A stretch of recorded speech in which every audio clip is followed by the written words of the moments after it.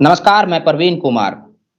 जानकारी के लिए बता देता हूँ कि कल से यानी 31 जनवरी से दिल्ली के अंदर Delhi state anganwadi workers and helpers union के बैनर तले एक अनिश्चितकालीन हड़ताल शुरू हो रही है।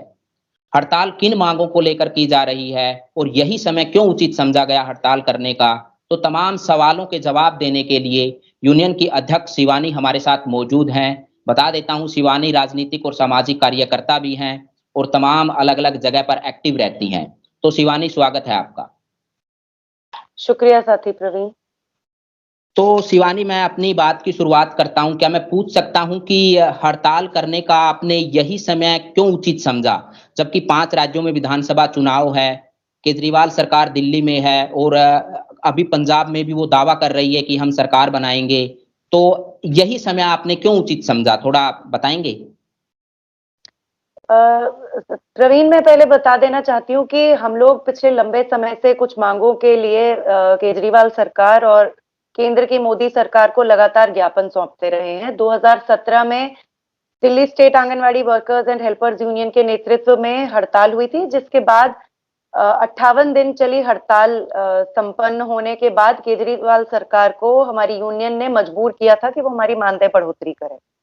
लेकिन हम देखते हैं कि पिछले लगभग 4 से भी ज़्यादा सालों में लगातार आंगनवाड़ी कर्मियों पर वर्कलोड बढ़ाया जा रहा है। अलग-अलग काम दिए जा रहे हैं जो कि उनके मैंडेट में, जो कि उनके ज़िम्मेदारियों में आते भी नहीं हैं।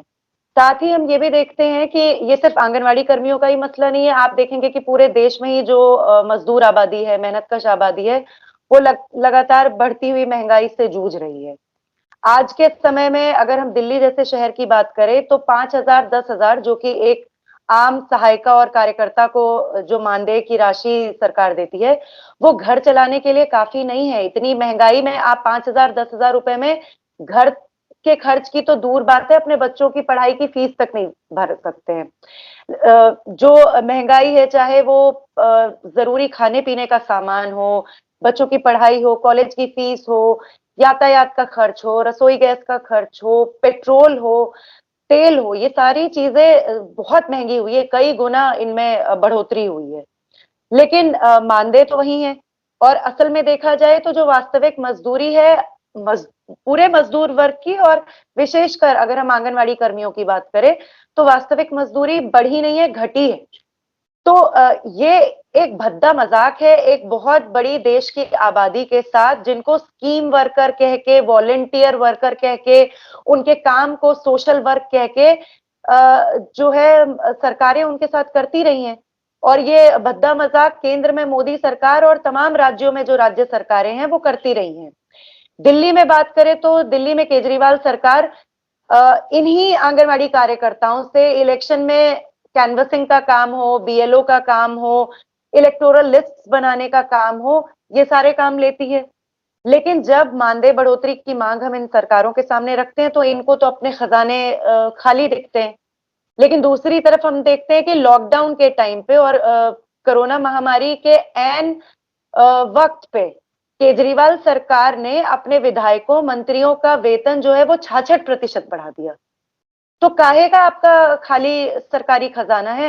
यही देखिए, सरकार है मैं जो यहाँ पे आपको रोकता हूँ एक बार। जैसे आप कोरोना काल की बात कर रहे हैं, मेरा भी ये सवाल है कि कोरोना काल में आंगनवाड़ी वर्करों ने ज़मीनी स्तर पे काम किया है, लोगों के घर जा-जा कर के। लेकिन उसके बाद भी उनको जो मेडिकल फैसिलिटी देनी चाहिए विभाग के द्वारा, वो उनको नहीं मुहैया कराई गई। तो ऐसे में फिर आपकी यूनियन ने वो पहले क्यों नहीं, उस टाइम पे क्यों नहीं माँग उठाई? तो आपकी यूनियन तब क्या कर रही थी? तो ये नहीं, हमने तब भी ये मांगे उठाई थी। ज़ाहिरा तौर पे जब लॉकडाउन था और यहाँ पे दिल्ली में हालात खराब थे, तो हम कहीं पर इकट्ठा होके प्रदर्शन नहीं कर रहे थे, लेकिन हमने अपने-अपने इलाकों में अपने-अपने जो प्रोजेक्ट्स थे, वहाँ पर हमने प्रदर्शन भी किए थे और सरकारों को कई दफ़ा ज्ञापन भी सौंपा था। ऑनलाइन ज्ञापन देना, तब तो सरकार ने पब्लिक डीलिंग ही खत्म कर दी थी। तो ऐसा नहीं है कि हम आज ये मांग उठा रहे हैं। 2020 से जब से कोरोना महामारी का पहला वेव शुरू हुआ था और पिछले साल जब इस देश ने भयंकर मौतों को होते हुए देखा और मुख्य तौर पे मोदी सरकार और राज्यों के स्तर पर राज्य सरकारों की भी जो एक लापरवाही, जो एक कातिलाना लापरवाही थी वो देखी, तो ऐसा नहीं था कि हमारी यूनियन उस वक़्त शांत बैठी थी। इन मांगों को हम लोगों ने तब भी उठाया, लेकिन सरकारों ने लगातार इन बातों की अनदेखी की है। ये बात किसी से छुपी नहीं है। लोग बिना पीपी किट के, बिना हैंड सैनिटाइजर्स के, मास्क के जा रहे थे इलाकों में, आंगनवाड़ी के कर्मी जा रहे थे, और ये सिर्फ दिल्ली की बात नहीं है, देश के अलग अलग इलाकों में ये हो रहा था। और हमने तब भी ये मांग उठाई थी।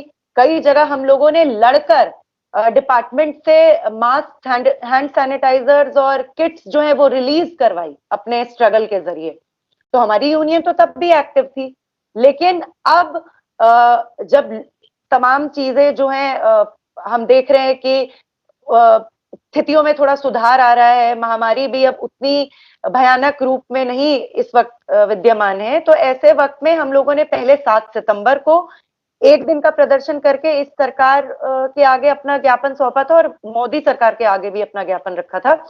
और तब केजरीवाल सरकार के जो मंत्री हैं हमारे विभाग के, उनसे हमारी मुलाकात भी हुई थी, और तब उन्होंने हमें यही आश्वासन दिया था कि 1 हफ्ते के भीतर वो हमारी मांगों का संज्ञान लेते हुए इस पे कोई ठोस कार्रवाई करेंगे, लेकिन वो 1 हफ्ता आज तक पूरा नहीं हुआ है। तो जाहिरा तौर पे हम इंतजार नहीं कर सकते हैं, और आंगनवाड़ी हमारे सामने कर्मियों और का कोई। मैं थोड़ा रोकता हूं शिवानी आपको। आंगनवाड़ी कर्मियों को सरकारी कर्मचारी का दर्जा नहीं है, लेकिन उसके जी। बाद भी जो अभी नई शिक्षा नीति के तहत जो प्राथमिक स्कूल हैं उनका बोझ उनके कंधों पर डालने का प्रयास कहीं ना कहीं सरकारें कर रही हैं। तो फिर इसको आप कैसे देखते हैं कि ये कैसे कर ये तो पाएंगी? अभी सरकारी कर्मचारी का दर्जा नहीं है। हाँ, नहीं है, क्योंकि सरकार बेसिकली जो एक सरकारी कर्मचारी जो काम करते हैं, उन कामों से उनको फारिग करके, यानी कि वहां पर बेतहाशा छटनी करके, वॉलंटरी वर्क के नाम पर आप समाज सेविकाओं से, कथित तौर पे जो ये समाज सेविकाएं हैं, आप उनसे रेगुलर एम्प्लॉइज का काम करवा रहे हैं, स्कूल के जो कर्मचारी हैं उनका काम करवा रहे हैं। तो ये तो जो पूरी कैजुअलाइजेशन की नीति है सरकार की, ठेकाकरण की नीति है, और श्रम को और ज्यादा वल्नरेबल, उसको और ज्यादा आरक्षित बनाने की जो केंद्र सरकार की पूंजी परस्त नीतियां हैं और मजदूर वर्ग के खिलाफ जो नीतियां जाती है, ये उसी का एक अहम हिस्सा है। और मोदी सरकार नई शिक्षा नीति जो ला रही है, वो छात्रों और जो एकेडमिक सर्कल्स है उन पर तो है ही हमला, लेकिन वो आंगनवाड़ी कर्मचारियों पर भी दबे पांव हमला कर रही है। और हमारी यूनियन इसके खिलाफ लगातार महिलाओं को सचेत कर रही है, जागरूक बना रही है कि ये बहुत बड़ा हमला है। और आज नहीं पता चल रहा है, अभी खबर आ रही है कि यूपी में वहां की योगी सरकार इसको कर रही है, इसको अंजाम दे रही है। ना सिर्फ ये किया जा रहा है, बल्कि डीबीटी, डायरेक्ट बेनिफिट ट्रांसफर के जरिए भी बेनिफिशरीज के साथ भी धोखाधड़ी सरकार कर रही है, और आंगनवाड़ी कर्मियों के साथ भी कर रही है। तो ये तो एक इनकी लंबी सोची समझी प्लानिंग है, जिसके तहत रेगुलर वर्क को लगातार खत्म करके या तो ठेके पर उन कामों को करवाया जा रहा है, या फिर यही वॉलंटरी वर्क और सोशल वर्क का नाम देकर एकदम जो औरतें सबसे ज्यादा आरक्षित हैं समाज में, और जिनके सस्ते श्रम का फायदा सरकार पहले भी उठाती रही है और आज भी उठा रही है, उसका इस्तेमाल करके वो ये काम कर रही हैं। तो आप सही बात कह रहे हैं कि ये हो रहा है, और इसके खिलाफ भी आज देशव्यापी आंदोलन खड़ा करने की जरूरत अभी है। 2-3 साल पहले 2018 में 11 सितंबर 2018 को प्रधानमंत्री ऑनलाइन मीटिंग ले रहे थे। ऑनलाइन बैठक में उन्होंने वायदा किया, मतलब दावा किया था कि मानदेय बढ़ेगा आशा वर्कर और आंगनवाड़ी कर्मचारियों का।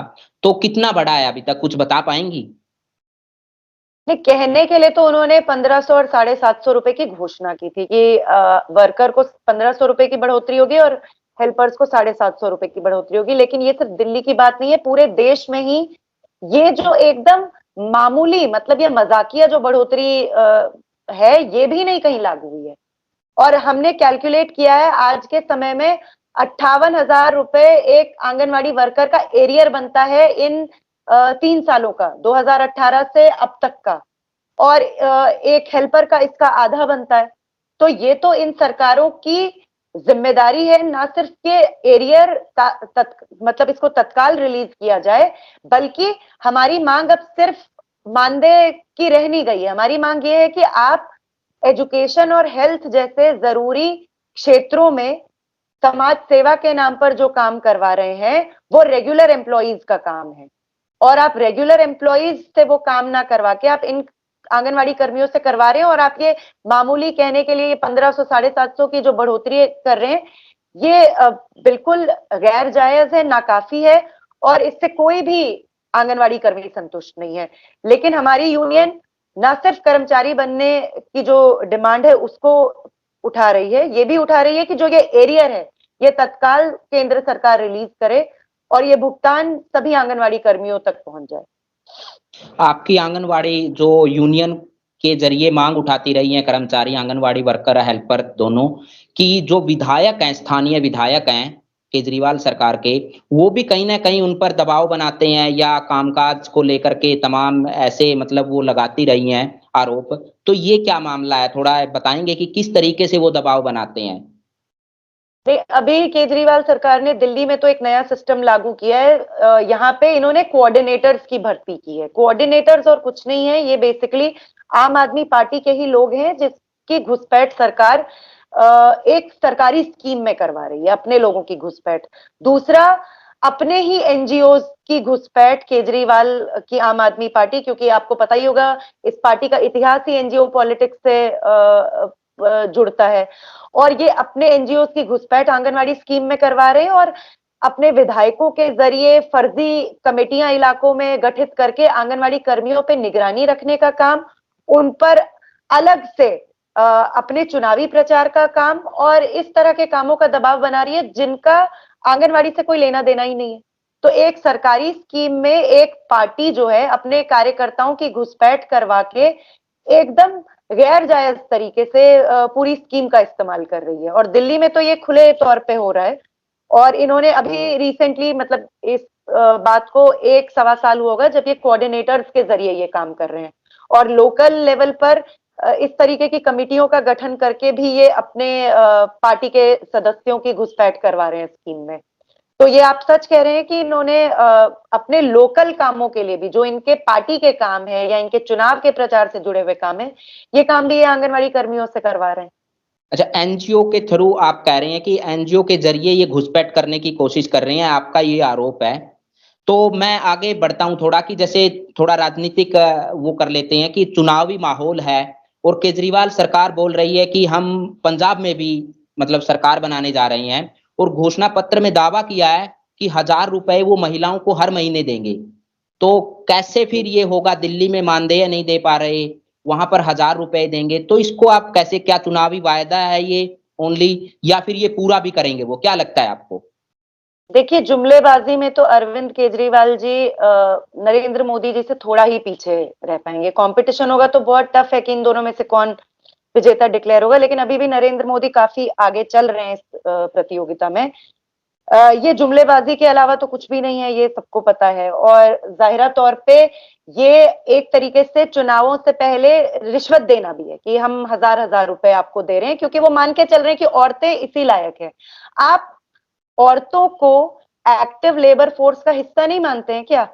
आप क्यों 1000 रुपए देकर अपनी जिम्मेदारी से पीछा छुड़वा रहे हैं, जबकि असली मांग ये बनती है कि जो औरतें भी, जो भी नागरिक 18 साल से ऊपर का है, अगर वो काम करने योग्य है, वो काम करना चाहता है, तो पहली बात है ये सरकार की रिस्पॉन्सिबिलिटी है ऐसे तमाम लोगों को, औरतों समेत, महिलाओं समेत, पक्के रोजगार की गारंटी दे। अगर वो पक्का रोजगार जिस वक्त तक नहीं दे पा रही है तो उनको बेरोजगारी भत्ता दे।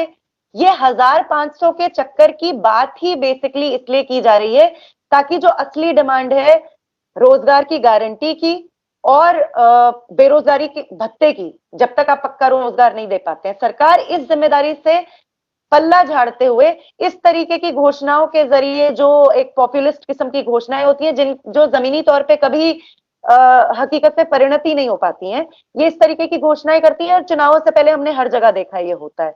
ना सिर्फ केजरीवाल वहां जाकर ये घोषणा कर रहे हैं, वो ये भी बोल रहे हैं कि वहां पर वो डबल कर देंगे मानदेय। फिर जनता कैसे परख करेगी इनमें कि केजरीवाल है या बीजेपी को वोट दें, केजरीवाल को दें, कांग्रेस को दें? तो फिर कैसे आप इनको देखेंगे, मतलब कैसे माने कि जनता किस तरीके से समझ पाएगी इनको?